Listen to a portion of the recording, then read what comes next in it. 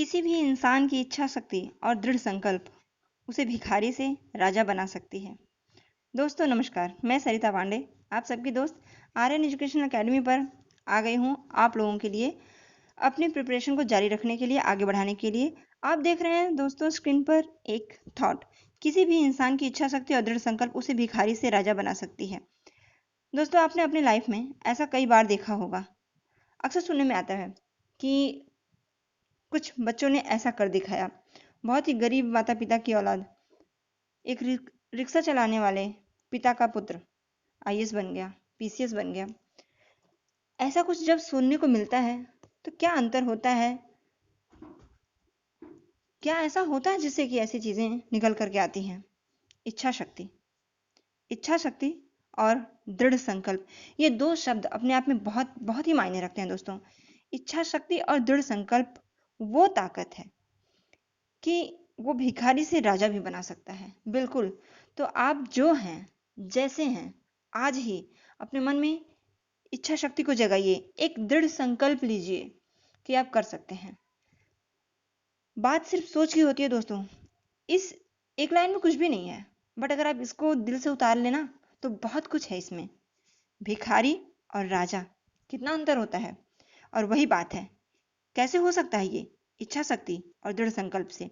तो अगर आप अपने मन में इच्छा शक्ति ले आए और दृढ़ संकल्प आज कर लें कि हमें करना ही है, तो आप क्या नहीं कर सकते? सब कुछ कर सकते हैं, सब कुछ पा सकते हैं। ये बात सिर्फ और भिखारी और राजा बनने तक की नहीं है। जो भी आपकी सोच है, जो भी आप पाना चाहते हैं, वो सब कुछ पा सकते हैं। हर मंजिल पा सकते हैं, कोई भी मंजिल दूर नहीं। सफलता तब मिलती है दोस्तों जब आपके सपने आपके बहानों से बड़े हो जाते हैं।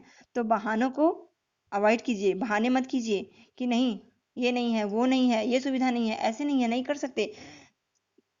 हर चीज से ऊपर होती है इच्छा शक्ति और दृढ़ संकल्प। इच्छा शक्ति आज कीजिए और दृढ़ संकल्प लीजिए कि हम कर सकते हैं। और देखिए, जब आप इच्छा शक्ति और दृढ़ संकल्प के साथ आगे बढ़ेंगे तो रास्ते खुद ब खुद आपको मिलते जाएंगे और सफलता के द्वार तक आप पहुंच जाएंगे। हाँ, माने कि उसमें बहुत सारी मुश्किलें आती हैं, लेकिन मुश्किलों के आगे ही जब मुश्किलें बिल्कुल घनी अंधेरी रात की तरह नजर आने लगे कि नहीं बस अब नहीं हो पाएगा, बस हार मत मानिएगा। जस्ट उसी के सामने, उसी के आगे आपकी मंजिल आपका स्वागत करने के लिए खड़ी होती है। तो चलिए इस छोटे से मोटिवेशन के साथ स्टार्ट करते हैं। मैं आपकी दोस्त सरिता पांडे, आर्यन एजुकेशन एकेडमी पर आपके लिए संविधान का इंपॉर्टेंट टॉपिक आज हम लेकर के आए। संविधान का इंपॉर्टेंट टॉपिक दोस्तों, ये दूसरा चैप्टर है, पॉलिटी का दूसरा चैप्टर है, जो कि मोस्ट इंपॉर्टेंट है। एक बार आपको फिर बता दूं कि C TET plus super TET दोनों को कंबाइन करके लेके चल रहे हैं, क्योंकि ये टॉपिक सुपर टेट में भी कम से कम 5 से 6 क्वेश्चन बनते हैं, सी टेट में भी तकरीबन 10 क्वेश्चन बनते हैं। तो ये दोनों लोगों के लिए बहुत ही बेनिफिशियल है। चलिए स्टार्ट करते हैं।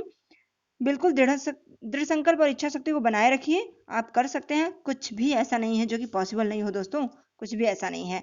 देखिए मैं आपको यहाँ बता दूं कि संविधान से, कॉन्स्टिट्यूशन से जो क्वेश्चंस बनते हैं वो देखिए कब कब कैसे आ गए हैं। 2014 में 4 क्वेश्चन पूछे गए थे, 2012 में 4 क्वेश्चन पूछे गए थे, 13 में 1 क्वेश्चन, 14 में 3 क्वेश्चन, 15 में 1 और 2016 में 2 क्वेश्चन। मतलब हर एग्जाम में हर बार यहाँ से क्वेश्चन बनते ही हैं। तो हम देखेंगे कुछ इंपॉर्टेंट पॉइंट। देखिए, संविधान निर्माण से संबंधित समिति, इस पॉइंट से एक पॉइंट आना ही आना है। तो क्या है? बहुत सिंपल तो है, 4 पॉइंट हैं, बिल्कुल याद कर लीजिए। देखिए, प्रारूप समिति भीमराव अंबेडकर, संघ संविधान समिति जवाहरलाल नेहरू, प्रांतीय संविधान समिति सरदार पटेल, मूल अधिकार समिति सरदार पटेल, संचालन समिति तथा संविधान सभा के अध्यक्ष राजेंद्र प्रसाद। अक्सर दोस्तों इस तरह से क्वेश्चन बनता है, कभी कभी मिलान करने के लिए देगा कि कौन किसका है, और कभी कभी ऐसे ही क्वेश्चन बना करके भी पूछ सकता है। तो ये एक इंपॉर्टेंट पॉइंट था जिसका कि आप स्क्रीनशॉट ले सकते हैं।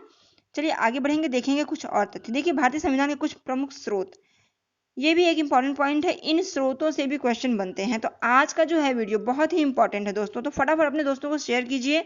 अगर आप नए व्यूअर हैं, फर्स्ट टाइम देख रहे हैं, तो सब्सक्राइब कीजिए, बेल आइकन को प्रेस कीजिए और ऑल बटन पर टच कीजिए, जिससे हमारे सारे वीडियोस आपको मिलते रहें और आप फर्स्ट अटेम्प्ट में अपना क्लियर कर पाएंगे। तो चलिए देखिए, इस पॉइंट को आप ध्यान से देखिए और समझिएगा। देखिए, प्रावधान है और स्रोत है।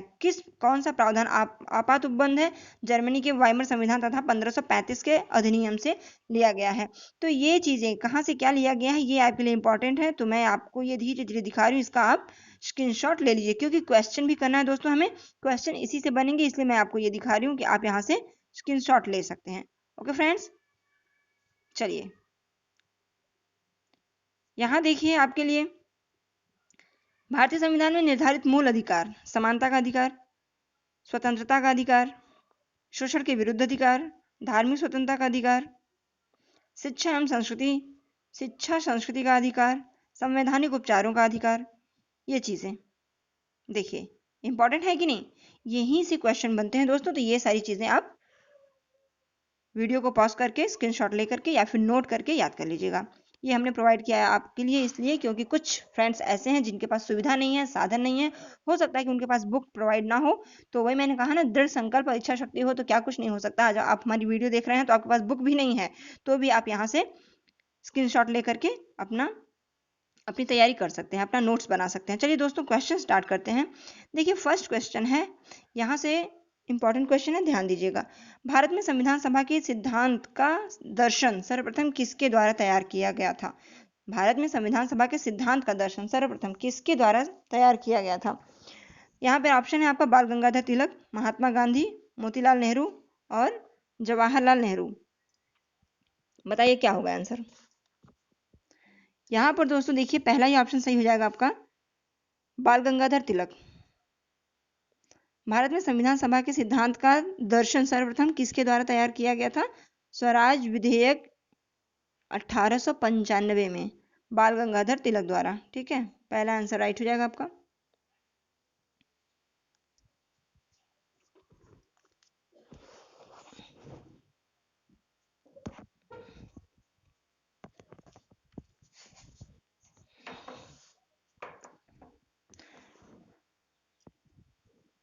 दूसरा क्वेश्चन आपका देखिए स्क्रीन पर है, निम्नलिखित में से कौन सा कथन सही नहीं है? कौन सा कथन सही नहीं है? क्वेश्चन की फॉर्म नेगेटिव है तो क्या होगा बताइएगा। निम्नलिखित में से कौन सा कथन सही नहीं है? एम.एन. राय के नेतृत्व में पहली बार संविधान सभा की मांग की गई। दूसरा है, नेहरू रिपोर्ट 1928 में संविधान सभा पर चर्चा की गई। तीसरा है, 1942 में क्रिप्स मिशन में संविधान सभा के गठन की बात कही गई। और चौथा है, 1924 में जवाहरलाल नेहरू ने संविधान की मांग की। बताइए यहाँ पे क्या सही होगा? देखिए सही नहीं कह रहा है, यहाँ पे क्वेश्चन का फॉर्म क्या है कि सही नहीं है, तो हम यहाँ पे पहले सर्कल कर लेंगे जिससे कि हमारे दिमाग में ये रहे कि हमें नहीं, मतलब नेगेटिव फॉर्म में क्वेश्चन का आंसर निकालना है। तो कौन सा इसमें सही नहीं है? यहाँ पर देखिए दोस्तों, 1924 में जवाहरलाल नेहरू ने संविधान की मांग की, ये सही नहीं है। बाकी आपका पहला, फर्स्ट, सेकेंड, थर्ड, ये सभी आपके पॉइंट सही हैं, इसे आप याद कर सकते हो। आपका ये चौथा पॉइंट सही नहीं है। क्यों? इसमें क्या सही नहीं है? 1924 तो सही है, बट जवाहरलाल नेहरू ने नहीं, वो मोतीलाल नेहरू ने संविधान सभा की मांग की थी। संविधान की मोतीलाल नेहरू 1924 में, जवाहरलाल नेहरू ने संविधान की नहीं बल्कि मोतीलाल नेहरू ने मांग की थी।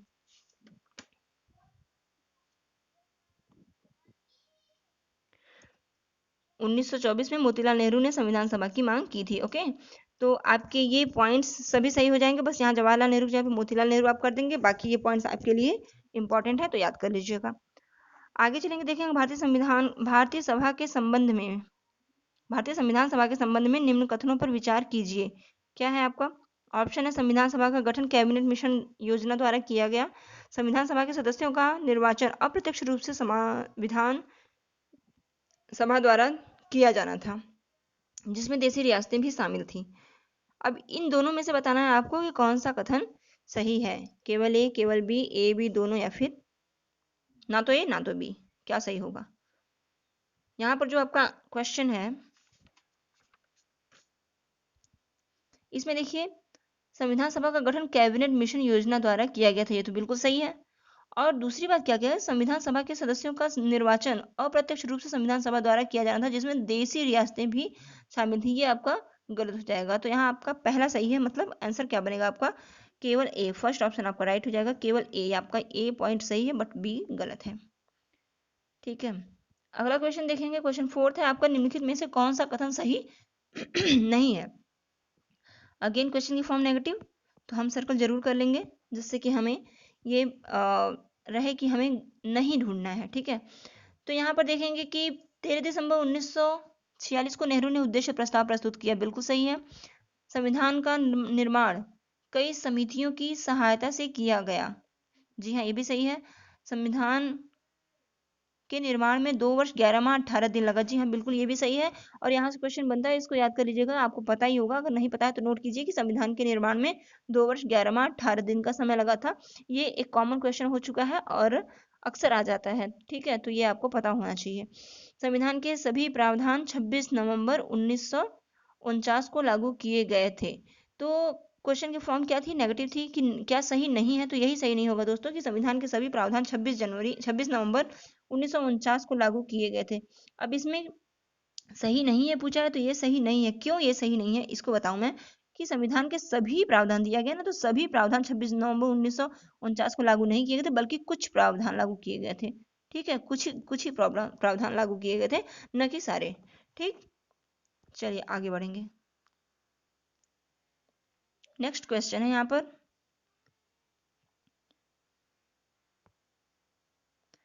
निम्नलिखित में से कौन सा युग्म सुमेलित नहीं है, सुमेलित नहीं है वो युग्म बताना है। देखिए अभी मैंने स्टार्टिंग में आपको वो पॉइंट्स दिखाए थे जिससे कि ये क्वेश्चन बना है, तो ऐसे ही क्वेश्चन बनते हैं। कौन सा युग्म सुमेलित नहीं है, ओके। क्वेश्चन की फॉर्म अगेन नेगेटिव, तो नेगेटिव है तो नहीं पर सर्कल कर दीजिए जिससे कि आपको आसानी हो समझने में। संचालन समिति, राजेंद्र प्रसाद, बताइए क्या सही है, जी हाँ बिल्कुल। पूछ रहा है कौन सा सुमेलित नहीं है, तो हमको नहीं वाला ढूंढना है, ठीक है। तो आपका यहाँ पे संचालन समिति राजेंद्र प्रसाद सही है, मूल अधिकार समिति सरदार पटेल सही है, संघ संविधान समिति ये भी जवाहरलाल नेहरू सही है, प्रांतीय संविधान समिति, प्रांतीय संविधान समिति आपका दिया है भीमराव अंबेडकर, जबकि प्रांतीय संविधान समिति है किसका, ये सरदार पटेल का है, यही आपका सुमेलित नहीं है। प्रांतीय संविधान समिति ये आपका सुमेलित नहीं है, किसका है, ये सरदार पटेल का, ठीक, किसका है, सरदार पटेल का, ठीक। चलिए आगे बढ़ेंगे। निम्न पर विचार कीजिए, जर्मनी का वाइमर संविधान, बी है 1935 का भारत सरकार अधिनियम, भारतीय संविधान में आपात उपबंध उपरोक्त में किससे प्रभावित है। ये देखिए केवल ए केवल बी, ए बी दोनों, या फिर ना तो ए ना तो बी, क्या पूछ रहा है, निम्न पर विचार कीजिए, इन दोनों में से बताना है आपको, भारतीय संविधान में आपात उपबंध उपरोक्त में से किससे प्रभावित है। तो जो आपात उपबंध था वो किस पर प्रभावित था, देखिए आपात उपबंध जो था वो आपका जर्मनी के वाइमर संविधान तथा 1935 के अधिनियम, यही हमने पढ़ा था ना, ऊपर देखा था हमने। अगर आपने पॉइंट किया होगा या फिर नोट किया होगा या फिर स्क्रीनशॉट लिया होगा तो उसको रिवाइज कीजिएगा, पीछे हमने आपको पॉइंट सारा दिखा दिया था, वहीं से क्वेश्चन ये बना है। तो यहाँ पर देखिए जर्मनी का वाइमर सिद्धांत भी आपका राइट है, और 1935 का भारत सरकार अधिनियम भारतीय संविधान में आपात उपबंध के लिए ये भी सही है। तो आपका आंसर क्या होगा, थर्ड ऑप्शन सही हो जाएगा, ए और बी दोनों यहाँ पर सही है।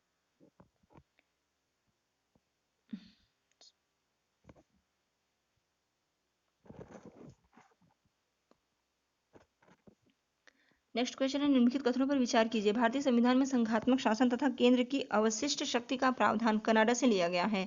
और बी ऑप्शन है, भारतीय संविधान में एकल नागरिकता अमेरिकी संविधान से प्रभावित है। उपरोक्त में से कौन सा कथन सही है, इन दोनों में से बताना है कौन सा कथन सही है। देखिए उपरोक्त में से ये जो पहला दिया गया है कि भारतीय संविधान में संघात्मक शासन तथा केंद्र की अवशिष्ट शक्ति प्रावधान कनाडा से लिया गया, ये तो बिल्कुल सही है। लेकिन दूसरा है भारतीय संविधान में एकल नागरिकता अमेरिका संविधान से, तो अमेरिका से नहीं, एकल नागरिकता जो है ब्रिटेन से लिया गया है। तो आपका बी ऑप्शन गलत हो जाएगा। यहाँ पे आपका पहला ऑप्शन सही होगा कि कथन ए सही है और बी गलत है। बी गलत क्यों है, ए सही है और बी गलत है, राइट आंसर होगा आपका ए सही है और बी गलत है। पहला ऑप्शन हो जाएगा, ए तो सही है लेकिन बी गलत इसलिए क्योंकि अमेरिका से लिया गया है, बताया तो अमेरिका से नहीं बल्कि ब्रिटेन से लिया गया है, ठीक है, ब्रिटेन से लिया गया है। राइट आंसर आपका हो जाएगा ये, ब्रिटेन अगर होता तो दोनों सही हो जाता है, ए भी दोनों सही हो जाता, बट भारतीय संविधान में एकल नागरिकता की बात की जा रही है तो वो ब्रिटेन से लिया गया है, न कि अमेरिकी संविधान से। ठीक, आगे बढ़ेंगे, देखेंगे नेक्स्ट क्वेश्चन। मूल अधिकारों के प्रवर्तन का अधिकार, मूल अधिकारों के प्रवर्तन का अधिकार, अगला क्वेश्चन क्या है, हमने अभी कौन सा 7th क्वेश्चन किया ना, अब 8वां क्वेश्चन होगा, 7th के बाद 8वां, ये रहा। हाँ, निम्न में से कौन सा युग्म सुमेलित नहीं है, प्रावधान और स्रोत। फिर देखिए आपके सामने प्रावधान है और स्रोत है और आपको सुमेलित युग्म बताना है कि कौन सा सुमेलित नहीं है। सुमेलित जो जो है उन्हें अलग कर लीजिए, जो सुमेलित नहीं होगा वो आपका सामने आ जाएगा। तो नहीं बताना है, जो गलत होगा वो बताना है। मौलिक कर्तव्य पूर्व सोवियत संघ से है, और दूसरा पूर्व सोवियत संघ को देखिए रूस कहते हैं, यहाँ पर लिखा भी है तो समझिएगा। और संविधान संशोधन दक्षिण अफ्रीका, और महाभियोग प्रक्रिया ये यूएसए से। ठीक, कह रहा सुमेलित नहीं है ना, हाँ, तो केंद्र राज्य संबंध ये कनाडा से, केंद्र राज्य संबंध ये कनाडा से सुमेलित नहीं है। ठीक, केंद्र राज्य संबंध जो है ये कनाडा से सुमेलित नहीं है। केंद्र राज्य संबंध,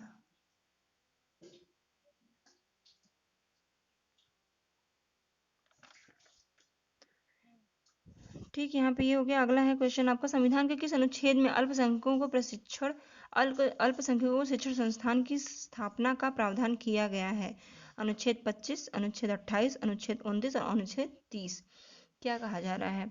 संविधान के किस अनुच्छेद में अल्पसंख्यकों को शिक्षण संस्थान की स्थापना का प्रावधान किया गया? तो ये दोस्तों अल्पसंख्यकों को शिक्षण संस्थान की स्थापना किया गया था अनुच्छेद 30 में। फोर्थ ऑप्शन आपका राइट हो जाएगा, अनुच्छेद 30 हो जाएगा यहाँ पर राइट ऑप्शन। याद कर लीजिएगा, संविधान में अनुच्छेद 30 में अल्पसंख्यकों को शिक्षण संस्थान की स्थापना का प्रावधान किया गया था। ठीक, अगला क्वेश्चन मूल अधिकार से है। मूल अधिकारों के प्रवर्तन का अधिकार संविधान के अनुच्छेद 32 में दिया गया था। डॉक्टर भीमराव अंबेडकर ने इसे भारतीय संविधान की आत्मा कहा है। अनुच्छेद 32 के तहत व्यक्ति मूल अधिकारों की रक्षा हेतु जा सकता है। कहाँ जा सकता है? ऑप्शन है आपकी, केवल सर्वोच्च न्यायालय में, केवल राज्य के उच्च न्यायालय में, सर्वोच्च न्यायालय तथा उच्च न्यायालय दोनों में, या उपरोक्त में से किसी में नहीं। बताइए क्या होगा? देखिए, मूल अधिकारों के प्रवर्तन का अधिकार संविधान के अनुच्छेद 32 में, ये भी एक पॉइंट हो गया, इसे नोट कीजिएगा। फिर उसके बाद डॉक्टर भीमराव अंबेडकर ने इसे भारतीय संविधान की आत्मा कहा, ये दूसरा पॉइंट हुआ। ठीक, देखिए कितने क्वेश्चन निकल रहे हैं आपको। संविधान के अनुच्छेद 32 में दिया गया ये पहला पॉइंट, भीमराव अंबेडकर ने इसे भारतीय संविधान की आत्मा कहा, ये क्वेश्चन बन जाता है, ये दूसरा पॉइंट हो गया। ठीक, और अनुच्छेद 32 के तहत के तहत व्यक्ति मूल अधिकारों की रक्षा हेतु जा सकता है। कहाँ जा सकता है? तो देखिए, मूल अधिकारों की रक्षा हेतु सर्वोच्च न्यायालय तथा उच्च न्यायालय दोनों में जा सकता है। पहले उच्च न्यायालय में जाता है, और उच्च न्यायालय में भी बात अपनी वहां पे वो संतुष्ट व्यक्ति नहीं हो पाता है तो सर्वोच्च न्यायालय में भी जा सकता है। तो यहाँ पे सर्वोच्च न्यायालय और उच्च न्यायालय, ये थर्ड ऑप्शन आपका राइट हो जाएगा। अगला क्वेश्चन है, 42वें संविधान संशोधन 1976 में संविधान की प्रस्तावना में जोड़ा गया, क्या जोड़ा गया? केवल समाजवादी, अगला ऑप्शन है केवल समाजवादी तथा पंथ निरपेक्ष, तीसरा है समाजवादी, पंथ निरपेक्ष या अखंडता, या फिर उपरोक्त में से कोई नहीं। तो यहाँ पर देखिए, 42वें संविधान संशोधन में 1976 में 1976 में संविधान की प्रस्तावना में समाजवादी, पंथ निरपेक्ष तथा अखंडता, ये तीनों जोड़ा गया था। ठीक है, 42वें संविधान संशोधन में अक्सर क्वेश्चन ऐसे भी बनता है कि समाजवादी, पंथ निरपेक्ष तथा अखंडता, ये शब्द संविधान संशोधन में किस संविधान संशोधन में जोड़ा गया? तो 42वें संविधान संशोधन में जोड़ा गया। क्वेश्चन की फॉर्म चाहे किसी तरीके से हो, उसको आप समझ लीजिए कि 42वें संविधान संशोधन 1976 में जोड़ा गया। क्या क्या? थर्ड ऑप्शन राइट हो जाएगा, समाजवादी, पंथ निरपेक्ष और अखंडता। ठीक है, आगे बढ़ेंगे दोस्तों। ये बहुत ही इंपॉर्टेंट क्वेश्चन है, यहाँ से क्वेश्चन तो ये हो ही नहीं सकता कि ना आए। तो हम इस समय आपकी ऐसे टॉपिक को लेकर चल रहे हैं, ऐसे टॉपिक की तैयारी करा रहे हैं जो कि आपके सीटेट और साथ ही साथ सुपर टेट के लिए इंपॉर्टेंट है। यहाँ से सुपर टेट में भी क्वेश्चन बनेगा और सीटेट में भी क्वेश्चन बनेगा। आप एक बार बिलीव करके देखिए, विश्वास करके देखिए, ना आए तो फिर कहिएगा। मोस्ट इंपॉर्टेंट टॉपिक है और आना ही आना है यहाँ से। तो यहाँ पर क्या अगला क्वेश्चन है, निम्न में से किस वाद में सर्वोच्च न्यायालय ने प्रस्तावना को संविधान का मूल ढांचा माना है? किस वाद में? वेरुवाड़ीवाद में, केशवानंद भारतीवाद में, सज्जन सिंह वाद में और शाह बानोवाद में। तो यहाँ पर देखिए, सर्वोच्च न्यायालय ने प्रस्तावना को संविधान का मूल ढांचा माना गया, तो ये केशवानंद बनाम भारतीवाद था, केशवानंद भारतीवाद था। ठीक, दूसरा ऑप्शन यहाँ पे राइट हो जाएगा। ये सब पॉइंट है। यहाँ पे अभी शिक्षण नहीं चल रहा है, अभी ये जो आपका पॉलिटी है, प्योर पॉलिटी चल रहा है। तो ये प्योर पॉलिटी से क्वेश्चन भी बनते हैं और कुछ टीचिंग एप्टीट्यूड से बनते हैं। तो आगे आपको मिलेगा उस तरीके का क्वेश्चन। प्रीवियस ईयर क्वेश्चन हम दिखाएंगे आपको, विगत वर्षों में पूछे गए कैसे कैसे क्वेश्चन पूछे गए हैं, ये भी हम आगे आपको दिखाएंगे। फिलहाल अभी आप जो मोस्ट इंपॉर्टेंट पॉइंट है प्योर पॉलिटी का, उसे समझिए। चलिए, अगला क्वेश्चन आपकी स्क्रीन पर है। निम्नलिखित पर विचार कीजिए, सामाजिक न्याय, आर्थिक न्याय, राजनीतिक न्याय और धार्मिक न्याय। अगला क्या है, इसमें क्या विचार करना है? उपरोक्त में से किसका उल्लेख संविधान की प्रस्तावना में मिलता है? ए और बी का, बी और सी का, ए बी सी तीनों का, या फिर ये सभी का? तो क्या होगा यहाँ पर? उपरोक्त में से किसका किसका उल्लेख मिलता है? सामाजिक न्याय का उल्लेख, आर्थिक न्याय का उल्लेख, राजनीतिक न्याय का उल्लेख और धार्मिक न्याय का उल्लेख। तो यहाँ पे देखिए इन तीनों चीज़ों का ही उल्लेख मिलता है, सामाजिक न्याय, आर्थिक न्याय, अच्छा A B C D 4 option है ना, तो यहाँ पर आपका ए बी और सी का मिलता है। धार्मिक न्याय की बात यहाँ पर नहीं होती है। सामाजिक न्याय, आर्थिक न्याय और राजनीतिक न्याय का उल्लेख संविधान की प्रस्तावना की अगर बात की जाए तो संविधान की प्रस्तावना में सामाजिक, आर्थिक और राजनीतिक न्याय का उल्लेख मिलता है। ठीक, तो आपका यहाँ पे कौन सा ऑप्शन? थर्ड ऑप्शन हो जाएगा, जिसमें ए बी और सी दिया हुआ है। डी ऑप्शन आपका नहीं होगा, धार्मिक न्याय का उल्लेख नहीं मिलता है संविधान के प्रस्तावना में। अगला क्वेश्चन है, निम्नलिखित में से कौन सा कथन असत्य है? असत्य कथन बताना है आपको। भारतीय संविधान का स्वरूप संघात्मक है। बी ऑप्शन, भारतीय संविधान में विषयों का विभाजन संघीय सूची, समवर्ती सूची तथा राज्य सूची में किया गया है। भारतीय संविधान में संशोधन अमेरिका के संविधान की तरह आसानी से किया जा सकता है, या फिर भारतीय संविधान द्वारा एकल नागरिकता का प्रावधान किया गया है।